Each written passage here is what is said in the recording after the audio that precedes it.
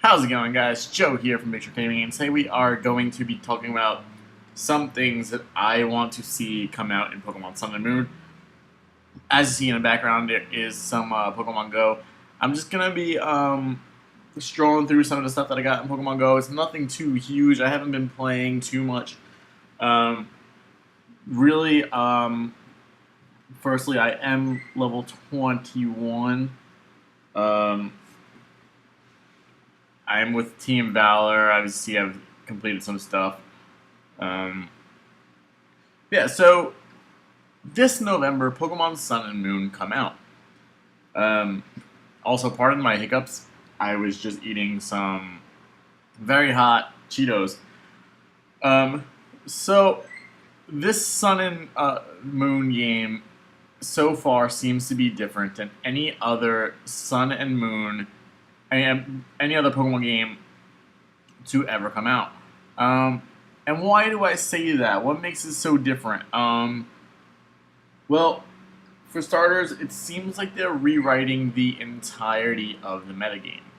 Um, Last generation, they introduced a new feature to the metagame called Mega Evolutions. For those of you who don't know, who haven't been really keeping up with Pokemon, what a Mega Evolution is it's a further evolution of a pre-existing Pokemon um, through something called the Mega Ring using Mega Stones.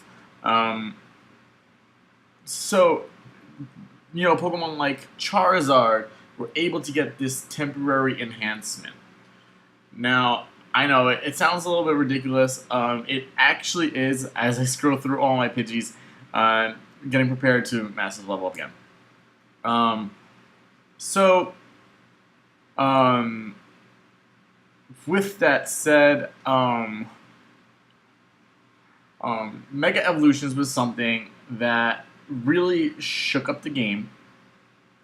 Um, Primarily because you can only have one per battle. Um, you can only use one Mega Stone, one Mega Pokemon. Um, Venusaur. I haven't seen Venusaur in this game yet. And of course, Lappers. Um, yeah.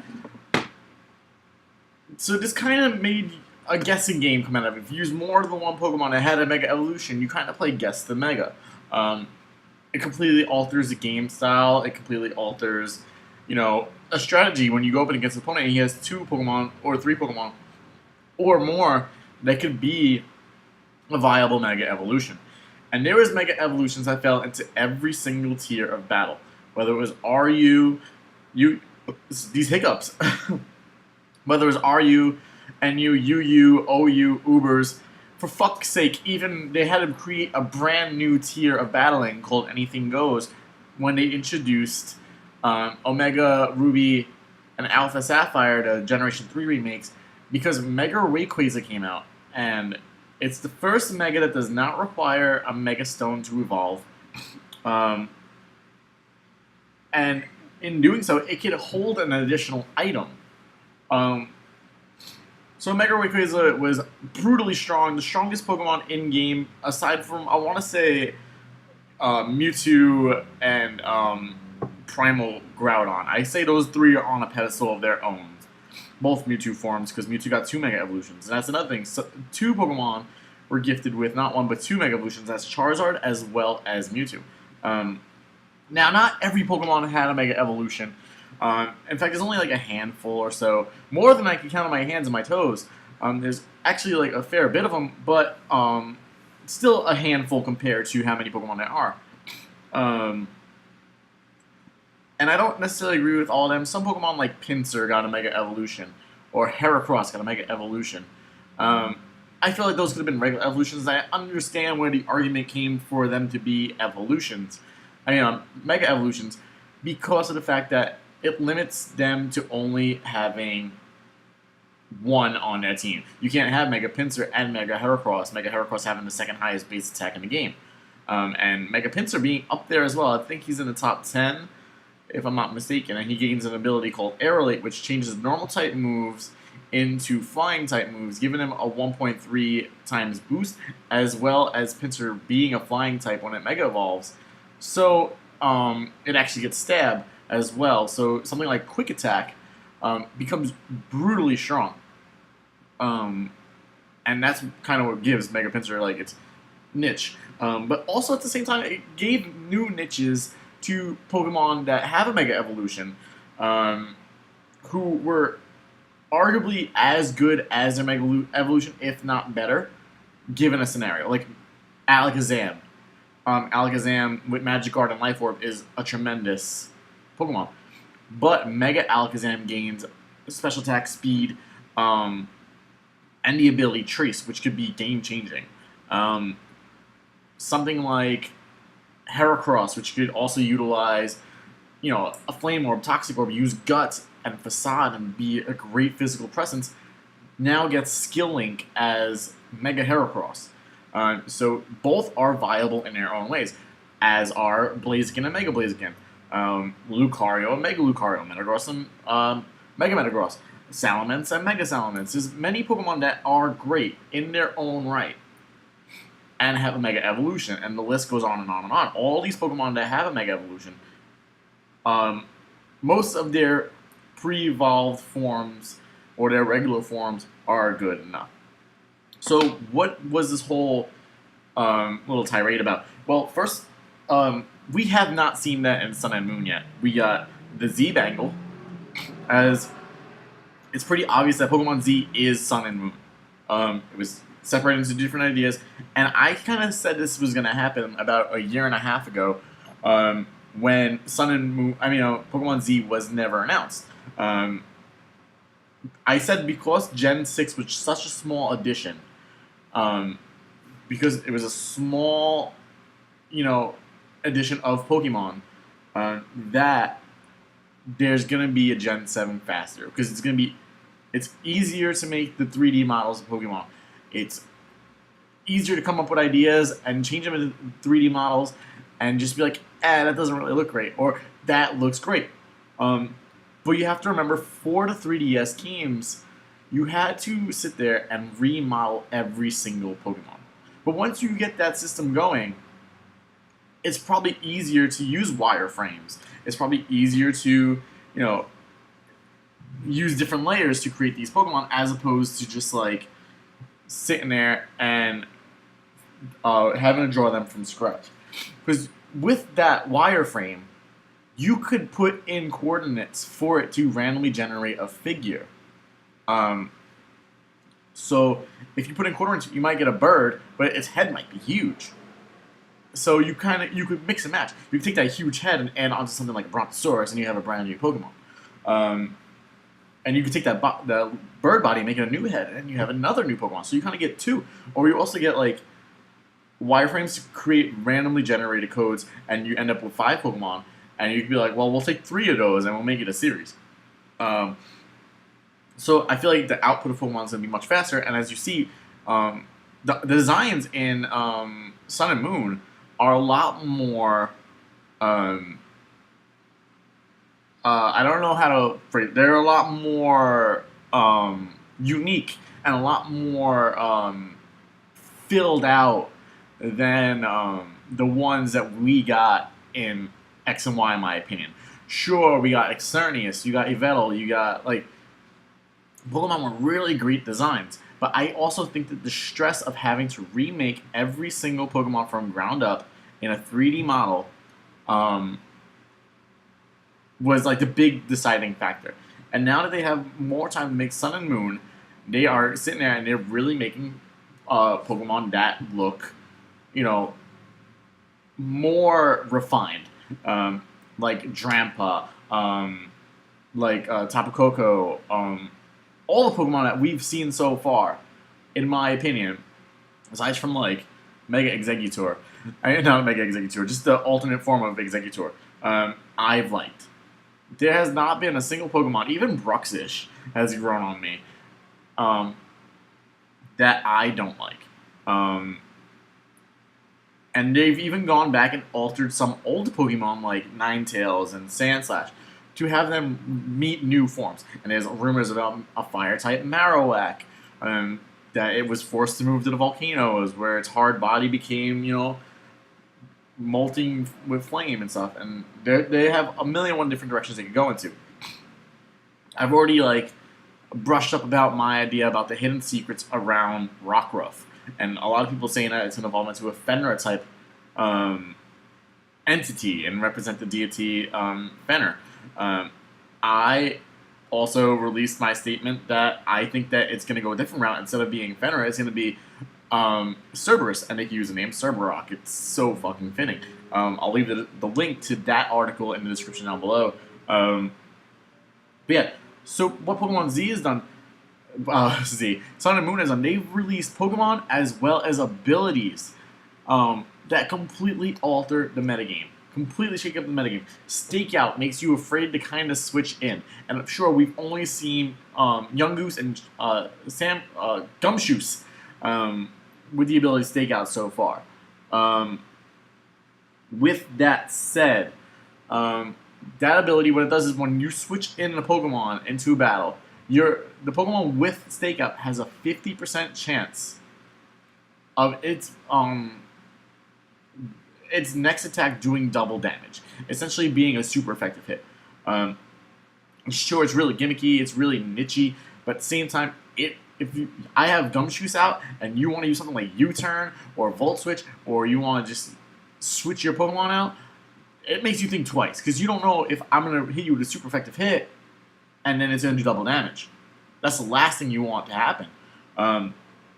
There's also Corrosion, which is right now only on Salandit, which means that you can inflict poison to poison types as well as steel types. There's no Pokemon in the game that can't be poisoned now by your Toxic. They haven't gone into much about whether you're going to be able to hit them with poison type moves. I think that even with this ability, you're not going to be able to hit steel types with poison type moves, but you're going to be able to Toxic them, which a lot of steel types are walls and Skarmory, Registeel. If you put Toxic on Registeel, it's going to be a bad day. Unless they're running Resto Chesto, and in that case, you're just going to be able to hit them again. But yeah, so, and we've seen that on one Pokemon so far, and we know Salandit's either going to have a pre-evolution or an evolution to, thank you for telling me my battery's sufficiently charged. Yeah, I'm sorry that there's not much gameplay. I only have the trial version of Air Server right now, so I can't really be walking around. So I'm kind of just oh look, the gym just got taken. Let's see, is it going to go red, blue, or if yellow's going to reclaim it? I don't know if you could actually reclaim gyms after you lost it, but yeah, it was yellow before, so let's see where it goes. Yeah, so there's also I forget what the fucking koala's name is, but it has the ability Comatose, which means it cannot be put asleep. That's a huge ability, because sleep is one of the big status effects in the game. It's one of the bigger status effects in the game, and it's a game-changing status effect. So now you've introduced a Pokemon that could do double damage upon switching. You've released a Pokemon that can inflict poison on steel types. You've introduced a Pokemon that cannot be put asleep. You introduced a Pokemon, as the gym goes blue, that when it comes out to the field, it casts electric terrain in Tapu Koko. You've introduced another variant of multi-scale. You've introduced a Pokemon that whenever your opponent does a dancing move, whenever anyone, I think, does a dancing move, it outright copies it in Oricorio. Oricorio, if you do Quiver Dance, I'm going to copy that right off the bat, and it's going to pretty much be even grounding still. So the metagame is really getting shaken up, and I can't wait to see where the tiers come on this one, because you don't know if there's only a Vaporeon in there. Not to cameo Joe. What? It's Joe making a cameo. But yeah, So you don't know where Pokemon from this generation are going to stand in the next generation, and I kind of want to call this like Generation 6.5, even though it's a brand new generation and like there's a lot going on. There's a lot of new Pokemon introduced, and we're getting more on September 15th. Provided there's not a leak. Which, by the way, there was no leak on the last introduction, and I was actually very happy about that. August 1st came. August 1st got the release. It was not a July 31st release, a July 30th leak like we've seen so many times before. It was August 1st, and that was so refreshing to get released on a day where it was supposed to be fucking released, and brand new news coming out on a day where the news wanted to come out by the developer. Especially when Pokemon's one of the biggest leaked franchises of all time, next to like Smash Bros and like fucking shit like that. But like, yeah, so we got so much going on in this next generation of games where it's like you get Z moves where you get like a super strong attack once per battle. We don't know at this time if Mega Evolutions are coming back, but if Mega Evolutions don't come back, Pokemon has done a really smart move in my opinion. And why is that a smart move? Because it keeps Pokemon X, Y, and the Aura Saga relevant to gameplay. How many people will go on to X and Y and Auras just to use Mega Evolutions on their team? How many people will pick up Sun and Moon and play Sun and Moon as well? At that time, you have 3 different lineages of games. You have X, Y, Auras, and Sun and Moon, where people are going to sit there and play. And granted, like, people like myself who don't like Generation 3, and I'm going to get shit for that because people think Generation 3 is like the best fucking game of all fucking time. Well, people who don't like Generation 3, and I bought the remakes of fucking Auras. I bought them, but Jay hasn't. That's how little I cared about them. Jay actually kept my game. And I'm not saying they were bad games. I actually really liked the remakes in comparison to me not liking the 3rd gen games at all when I originally played them. But on paper right now, we are looking at a Pokemon powerhouse where we're already promised the Pokemon game within the first 6 months of the NX. And I'm really hoping it brings us back to the Aura region. I'm hoping it's not like a Pokepark 3. I'm hoping it's not like just a port of something. I'm really hoping that it's either Sun and Moon on the NX, which would be fucking great, or it's another trip to the Aura region. I'm hoping it's not like they're like, oh, we're going to release Pokemon within the first 6 months of the NX and it has Pokken Fighters. As cool as Pokken Fighters is, that's not what I'm interested in. Hold on. Sorry, I just wanted to take a sip of my drink. So, yeah, like, there's a lot going on in the Pokemon community. There's a lot going on in the Pokeverse. Nintendo is really in the driver's seat here with this, as is Game Freak and the Pokemon Country and Creatures Inc., to say, hey, listen, we're going to throw Megas into Generation 7. We're not going to add any more, but the pre-existing ones are going to be back. We're going to shake up some things by adding new forms to existing Pokemon like Sandslash or Exeggutor. There's no more gym leaders. It's more like trial guardians, which is fucking cool.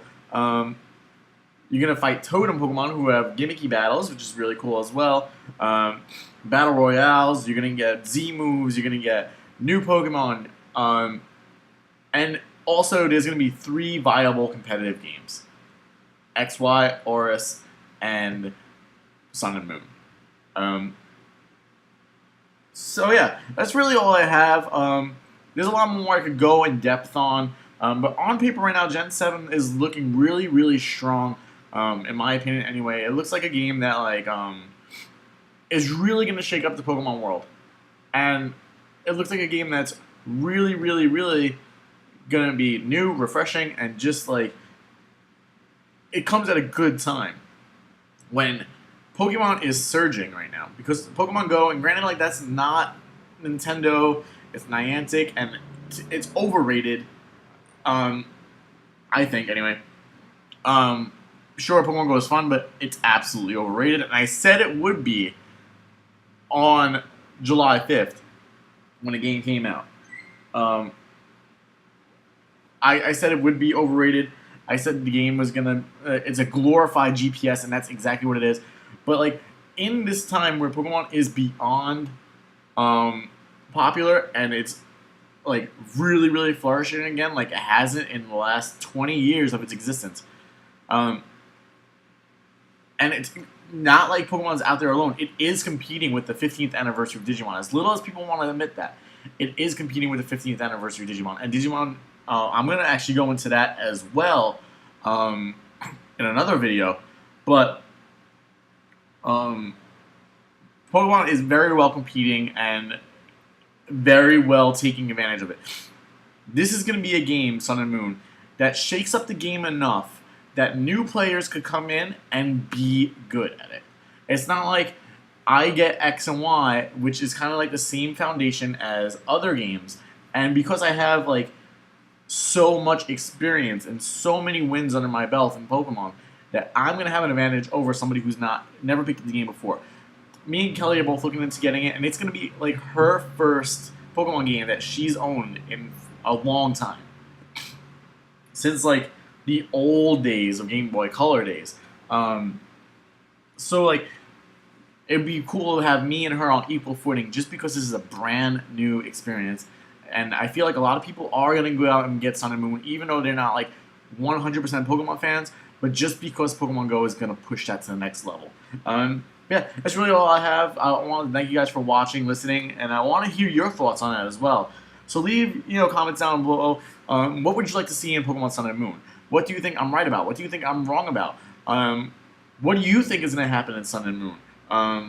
What changes do you think Pokemon is making to be better or to be worse? Let us know what evolutions you want, what kind of Pokemon you want. Do you think Mega Evolutions should be in the game? Do you think that they shouldn't be in the game? Also, what game do you think is going to be coming to the NX next March? Anywhere between March and September, anyway, because it says the first 6 months, and we know the NX is coming out in March. But yeah, like, subscribe, share this video, and stay sharky, my friends. I'll see you guys next time. I'm Joe from Big Shark Gaming.